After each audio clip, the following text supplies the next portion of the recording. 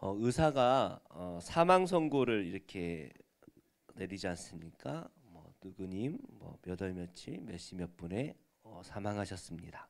이렇게 사망 선고를 내리는데 의사가 사망 선고를 내릴 때 세 가지를 본다고 해요. 하나는 심정지, 심장이 멈추면 멈춰야 되고, 근데 심장이 멈춰도 어떻게 하죠? 이렇게 심폐소생술을 하잖아요. 그래서 호흡이 정지되었는가라는 것도 보고요.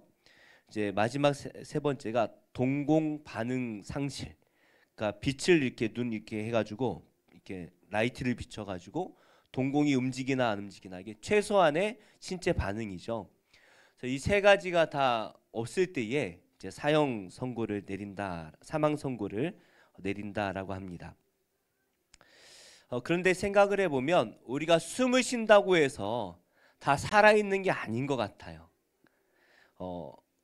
미국에 저번에도 한번 제가 말씀을 드리고 사진으로 봤었는데 필라델피아 켄싱턴이라는 곳에 마약거리라고 있다고 해요. 그래서 사진을 보시면 사람들이 뭐 이상한 게 뭐 엎드려 있고 뭐 쓰레기 줍는 게 아니라 환각에 빠져가지고 길거리에 사람들이 이렇게 마약을 하고 길거리에서 이렇게 돌아다니는 거예요. 그 막 환각 상태에서 막 헛것이 보이니까 막 이상한 행동도 하고 막 그렇습니다. 뭐 좀비 같아요. 영화에 나오는 좀비.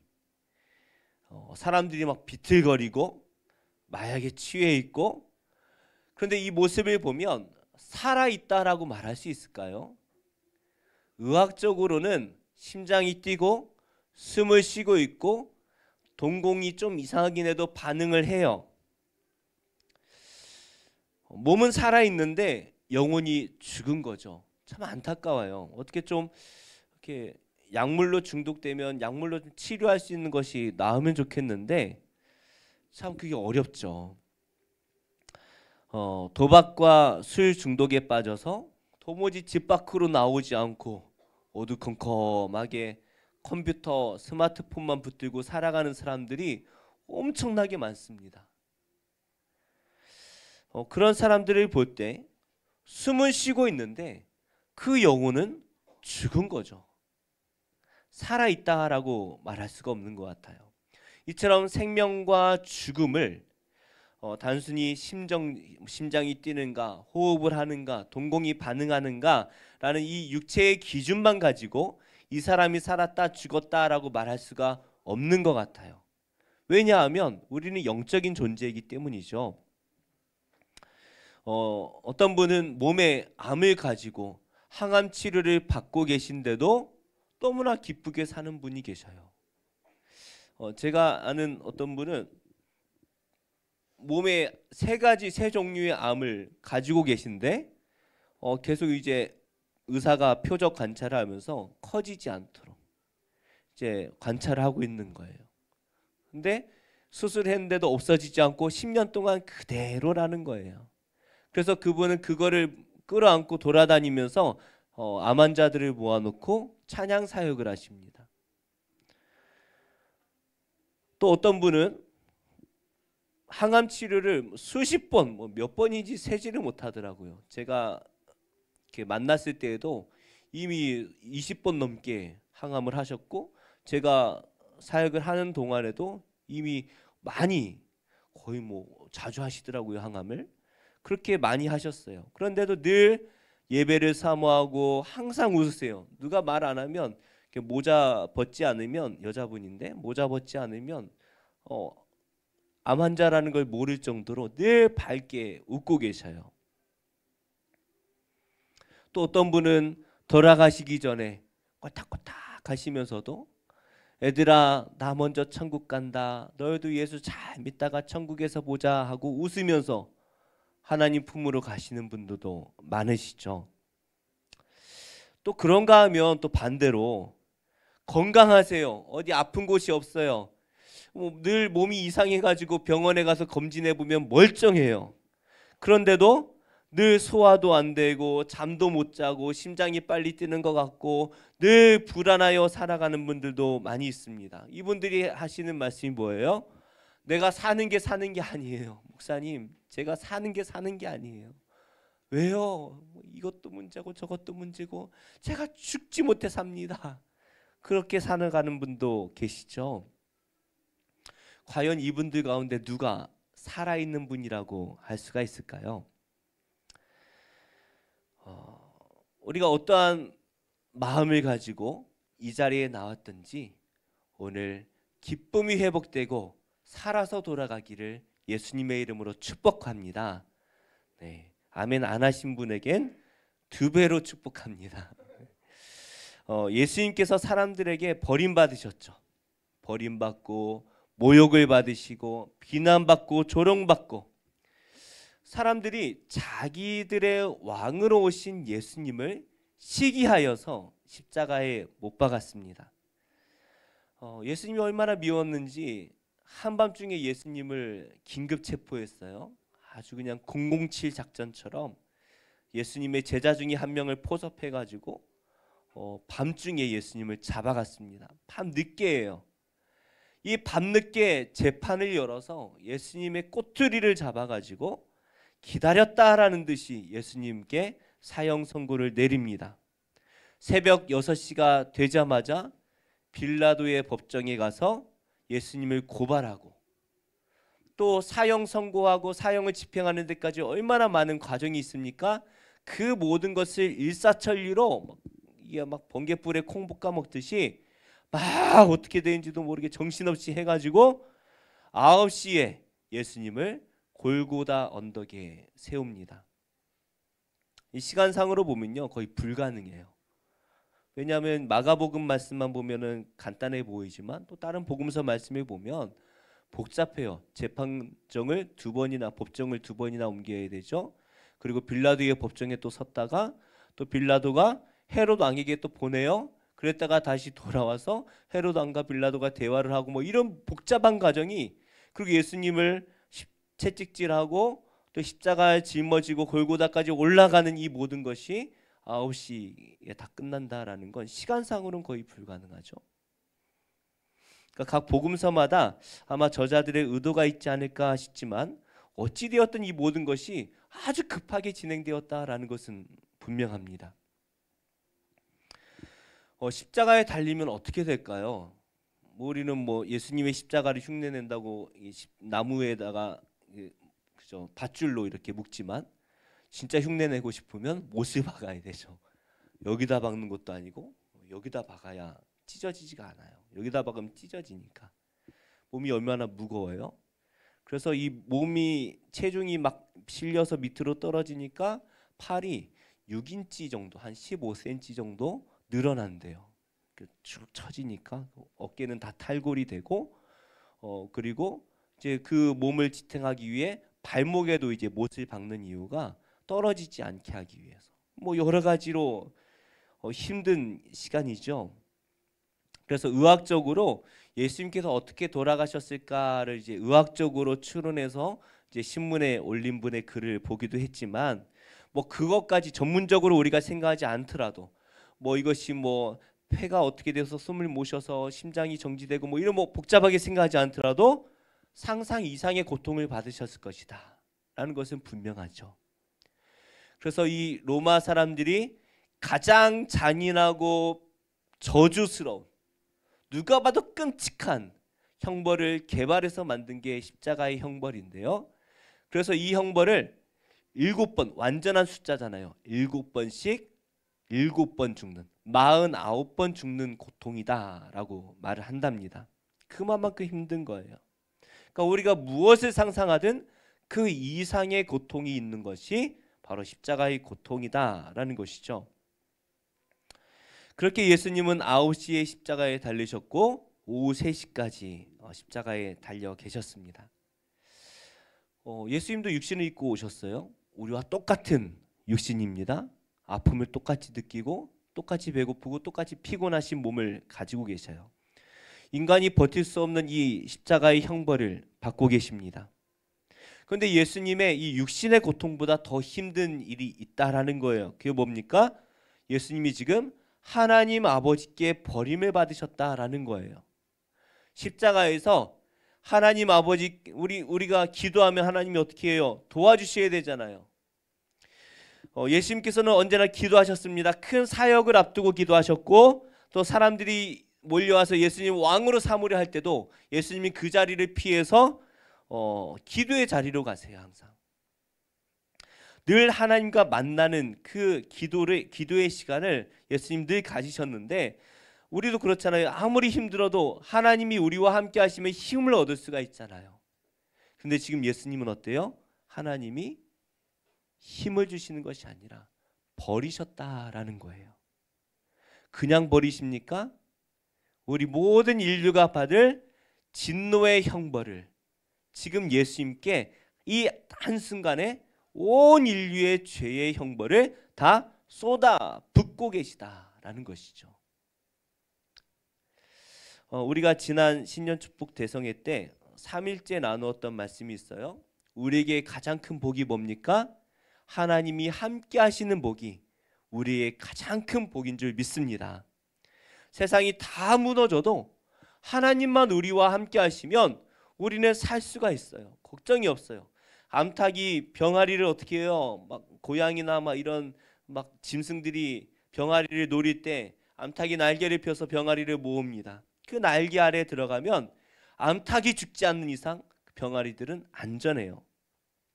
마찬가지로 우리 하나님께서 우리를 감싸 주실 때, 우리가 하나님 안에 거하고 하나님이 우리 안에 거하실 때 우리는 안전한 것이에요. 그런데 예수님은 버림받으셨죠. 하나님이 함께 하시는 게 아니라 철저하게 버리셨어요. 심지어 예수님은 우리가 하나님을 뭐라고 불러요? 삼위일체의 하나님이라고 말하잖아요. 성부, 성자, 성령 이 삼위 하나님은 떨어질 수가 없는 한 몸이신데 지금 철저하게 버림을 받으십니다. 그리고 오후 정오죠. 12시. 12시면 어때요? 해가 한가운데 떠 있어야 되는 시간이에요. 이 12시부터 오후 3시까지 어둠이 임합니다. 한참 세상이 밝아야 되는 그 시간에 어둠이 임해요. 왜 그렇습니까? 하나님께서 세상을 처음 창조하실 때 가장 먼저 하신 게 뭐예요? 빛이 있으라 말씀하세요. 어둠과 혼돈과 흑암 뭐 이게 아무 뒤죽박죽인 이 세상 가운데 하나님이 빛이 있으라 말씀하실 때 세상에 빛이 임합니다. 아버지께서 말씀하실 때 빛이 있으라 말씀하실 때 아들이신 예수님, 성자 예수님께서 빛이 되셔서 온 세상을 비추시는 거예요. 아버지 뜻대로 빛을 만드시고 자기의 스스로 빛이 되십니다. 그리고 이 빛이 세상에 생명을 주었죠. 그런데 요한복음 말씀에 보면 그 빛이 세상에 오셨다라고 말씀해요. 그분이 누구예요? 예수님이시죠. 이 세상을 창조할 때 빛이 있으라 말씀하신 그 하나님의 생명의 빛이 이 땅에 오셨어요. 그런데 그 예수님이 숨을 거두기 시작하시죠. 12시부터 3시까지 어둠이 임합니다. 빛이신 예수님이 죽어가시는 거예요. 십자가에 달리신 예수님께 어떠한 희망도 없습니다. 아버지께 버림을 받았어요. 빛도 사라져요. 세상에서 내려오라 라고 외치는 사람들의 외침이 있지만 지금 예수님은 온 인류의 죄를, 우리의 죄를 다 짊어지고 십자가에서 혼자가 되셨습니다. 빛은 의인에게만 비춥니까? 그렇지 않잖아요. 악인에게도 빛이 비추어져요.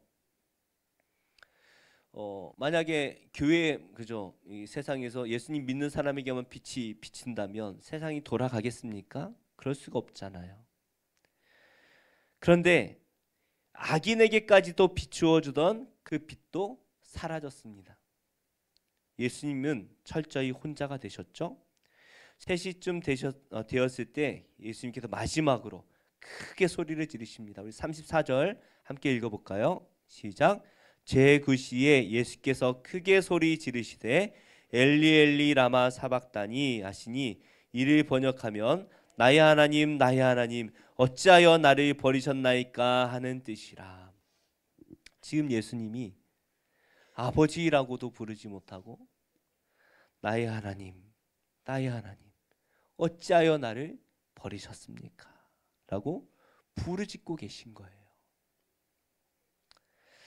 예수님께서 십자가에서 하셨던 말씀이 총 7개예요. 그래서 이제 십자가에서 하신 말씀이라고 해서 가상칠언이라고 합니다. 근데 마가복음 말씀에는 오늘 이 한 말씀만 기록하고 있어요. 예수님께서 십자가에서 나의 하나님 어찌하여 나를 버리셨나이까, 이 말씀만 기록하고 있어요. 왜 그럴까요? 예수님은 세상에서도 버림받고 아버지에게도 버림받은 예수님이다 라는 것을 마가가 우리에게 전하고 있는 것이죠. 세상이 예수님을 메시아를 버리는 건 이해할 수 있어요. 근데 아버지께도 버림받으셨어요. 그러니까 이 예수님의 죽음은 육신의 죽음을 넘은 영적으로 완전한 죽음이다라는 것이죠. 자, 우리가 하나 좀 생각해 봐야 될 게 있는 것 같습니다. 죽음이 뭘까요? 죽음.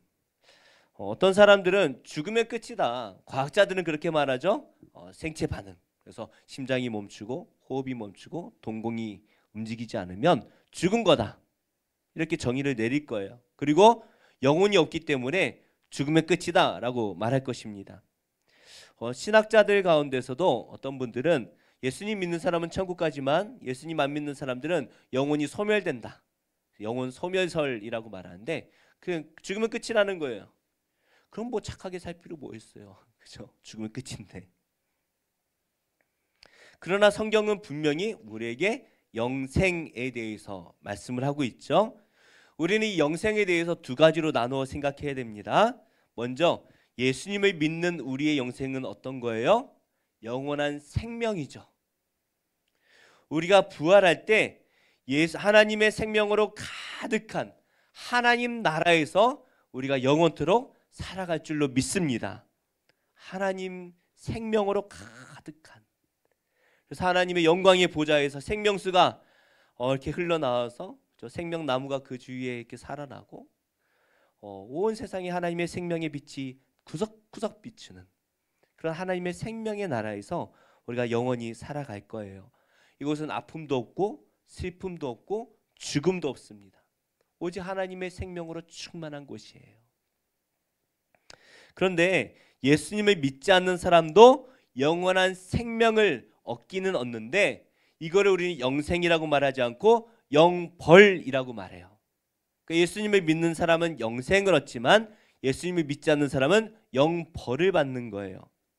그들도 분명히 부활할 것입니다.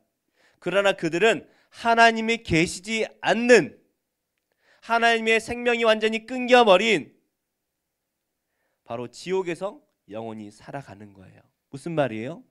하나님이 계신 곳이 천국이고 하나님이 없는 곳이 지옥이에요. 그러니까 우리가 이 땅에서 예수님을 믿어서 하나님이 우리 안에 성령으로 함께 계시면 우리는 이 땅에 살지만 이미 영생을 얻은 자인 줄 믿습니다. 그러나 반대로 예수님을 알지 못하고 거부하고 이 세상 속에서 세상이 가르친 대로 살아가는 사람은 이미 생명이 없는 거예요. 살아는 있지만 죽은 거예요. 요즘 사람들은 복음을 거절하죠. 하나님을 말하지 말라고 가르칩니다. 그래서 어떤 분은 그렇게 말해요. 부모가 예수를 믿어도 성인이 될 때까지는 아이들을 교회에 못 데려가게 법으로 막아야 된다, 이렇게 주장하는 사람들도 있어요. 뭐가 그렇게 교회에 불만이 많길래 그렇게까지 말하는지 모르겠어요. 자기는 아주 이성적이고 합리적이라고 말하지만 그냥 교회가 싫은 거죠. 엊그제 갈멜산 기도원에 다녀왔는데 그 목사님이 설교 가운데 이런 말씀을 하세요. 자기가 아는 분이 다른 사람이 찾아와서 자기한테 이렇게 말을 하더라는 거예요. 뭐라고 말을 하냐면 어쩌다 예수를 믿게 되셨어요? 이게 잘 믿었다는 게 아니라 무슨 말이냐면 어쩌다가 하필 예수를 믿게 됐냐 이거예요. 당신이 예수만 믿지 않았으면 참 좋았을 텐데, 이렇게 말을 하더랍니다. 그러니까 하나님을 믿는 것을 거절하는 것을 넘어서 예수님을 믿는 사람을 이상한 사람 취급을 하는 그런 세상이 되어버렸죠. 아마 제가 죽기 전에는 뭐 길게 봐도 지금 한 20년 될 것 같은데 아마 예수님을 믿는 것 때문에 박해를 받는 시대가 곧 오지 않을까 싶어요. 그런데 생각해 보면 지금만 그렇습니까? 역사는 반복돼요. 요시야 왕 때도 요시야의 할아버지가 므낫세라는 악한 왕이었습니다. 그 왕이 유다의 모든 땅에 산당을 만들었어요. 우상을 섬기도록 다 만들어 놓은 거예요. 그러니 60년 동안 이스라엘 백성들이 우상을 섬겨 왔습니다. 그런데 모든 사람들이 우상을 섬기고 하나님을 몰라서 성전이 방치되고 뭐 어떻게 돌아간 성전은 막 거의 무너져 있고 이런 상황인데 하나님을 믿을 수가 있을까요? 그런데 기가 막히게 요시야 왕이 하나님을 믿게 되었고 종교개혁을 일으키게 되죠. 불가능해요. 다 우상을 섬겨요. 하나님 믿는 사람을 이상한 사람 취급해요. 그러나 하나님이 믿음을 주시니 믿게 되는 거예요. 노아의 시대 때도 그렇지 않았습니까? 노아의 가족에 다 우상을 섬겼어요. 하나님을 모른 채 자기들 마음대로 살았어요. 그냥 마음대로 살았어요. 마음대로. 노아가 산 위에다가 120년 동안 배를 만들었습니다. 그럼 뭐라고 생각했을까요? 미친놈이라고 했을 거예요. 저 미친 사람이 있나. 하나님을 믿는 건지 자유지만 뭐 산 위에다가 배를 만들고 있어. 지금 하나님 믿는다더니 미쳐도 단단히 미쳤네. 그렇게 손가락질했을 거예요. 분명히 노아는 심판을 선언했습니다. 그러나 사람들은 비웃죠. 비웃어요. 소돔과 고모라도 의인 10명이 없어서 멸망을 받습니다. 어쩌다 예수를 믿게 되셨어요? 어쩌다가 하필 예수를 믿게 되셨어요? 세상은 하나님을 거절하죠. 심지어 유대인들도 매일마다 메시아가 오시기를 위해서 기도했지만 막상 눈앞에 오신 메시아를 거절합니다. 내가 주인이 되어서 내가 세상에서 높아지고 내가 내 마음대로 살아야 되는데 하나님의 말씀이 방해가 돼요. 내가 높아져야 되는데 메시아라는 분이 오셔서 자기가 하나님의 아들이라면서 방해를 해요. 내가 높아지지 못하도록 해요. 근데 우리가 반드시 기억해야 할 것이 있습니다. 뭐예요? 하나님을 떠나는 것이 죽음이라는 거예요. 심장이 멈추고 호흡이 멈추는 것이 죽음이 아니라 하나님을 떠나 살아가는 것이 죽는 거예요. 아담과 하와가 선악과를 먹기 전에 아담을 하나님이 세상에 창조하시고 중앙에 생명나무와 선악을 알게 하는 나무를 만들어 두십니다. 그리고 뭐라고 말씀하세요? 저 선악을 알게 하는 나무의 열매를 먹으면 어떻게 된다고요? 정령 죽으리라. 반드시 죽으리라 말씀하셨어요. 근데 죽었나요? 우리도 이렇게 잘 살아있잖아요. 사람들이 생각하죠. 안 죽어. 야, 하나님 말씀 안 들어도 안 죽어. 죄를 지을 때마다 바로바로 죽는다면 우리는 죄 안 짓고 살 수 있을까요? 예배를 같이 드리다가 한 사람이 속으로 좀 이상한 생각을 했어요. 바로 죽어요. 그러면 우리는 죄 안 짓고 살 수 있을 것 같죠? 안 그래요. 출애굽했던 이스라엘 백성들을 보세요. 결국에 그들은 광야 40년 동안 다 죽습니다. 그게 우리예요. 하나님의 은혜가 없이는 우리가 살아갈 수가 없어요. 당장 죽지 않으니까 내가 잘나서 내가 내 생명으로 살아가는 것처럼 생각하지만 그게 아니에요. 하나님이 우리를 은혜 가운데 구원하시기 위해서 남겨두신 거예요. 문제는 당장 안 죽으니까 사람들이 하나님이 없는 인생을 살아가고 있다라는 것이죠. 죄 지어도 별거 없더라. 야, 다 나쁜 짓 하는데 왜 너만 착하게 살려고 그러는 것 같아. 그 착한 거 아니라 바보야 라고 말하며 같이 가자라는 것이죠. 서론에서 말씀드린 것처럼 이 미국 필라델피아 켄싱턴에 마약거리라는 곳이 있죠. 저는 그냥 좀 심각한 부분만 보여준 건 줄 알았어요. 근데 이제 거기서 이제 사역을 하시는 목사님 같은데 그 목사님이 이제 PD를 데리고 이제 차를 타고 지나가면서 이제 촬영한 영상을 보니까 길거리가 차를 타고 가는 내내 사람들이 다 비틀비틀거리고 이상한 짓 하고 그러고 있어요. 그래서 봤더니 매일마다 8천 명에서 10,000명이 거기서 그 마약을 하고 그렇게 살아가고 있다는 거예요. 펜타닐이라는 약입니다. 1950몇 년도 뭐 그쯤 개발된 약 같아요. 이게 뭐 그 이전에 있던 여러 가지 이제 마약성 약들을 이제 변조해가지고 가장 강력한 진통제를 만든 거예요. 시작은 좋았겠지만 그러나 이것이 이제 특허가 만료되면서 중국에서 카피약을 만들고 이거를 마약처럼 이제 밀매를 시켜서 미국에 이게 팔아먹는 거죠. 뭐 얼마 안 하나 봐요. 이거 먹으면 중독되고 죽게 된다라는 것을 알면서도 그걸 한번 먹으면 빠져나올 수가 없는 거예요. 이렇게 막 비틀비틀 이렇게 하고 정신이 차려질 때 얼마나 비참하겠어요. 자기 자신이. 나 이렇게 살면 안 되는데 그런데 또 하게 되는 거예요. 살아있는 겁니까? 분명히 심장도 뛰고 호흡도 하고 눈도 동공도 좀 이상하게 반응하긴 하지만 반응도 하지만 죽은 거예요. 하나님을 떠난 사람들의 삶이 뭐 그냥 크고 작은 차이만 있을 뿐이지 별반 차이가 없어요. 다 가진 것처럼 세상에 좋은 것 다 가진 것처럼 살아가지만 죽은 것과 다른 바 없이 살아가고 있습니다. 목사님, 다 그렇게 살아요. 그런데 다 죽음 가운데 사는 거죠. 하지만 하나님을 가진 사람, 하나님 안에 거하고 하나님이 내 안에 거하는 그 성도는 아무것도 없을지라도 하나님의 생명 가운데 살아가고 있는 것이죠. 다윗이 시편을 지으며 어떻게 시작하냐 하면 내 하나님, 나의 하나님, 어찌하여 나를 버리셨습니까? 사방이 저기에요. 눈앞에 나를 죽이려고 오는 사람이 눈앞에서 왔다 갔다 하고 숨죽여서 거기서 숨을 쉴 수도 없고 이게 죽은 것처럼 그렇게 매일매일 살다가 터져버렸어요.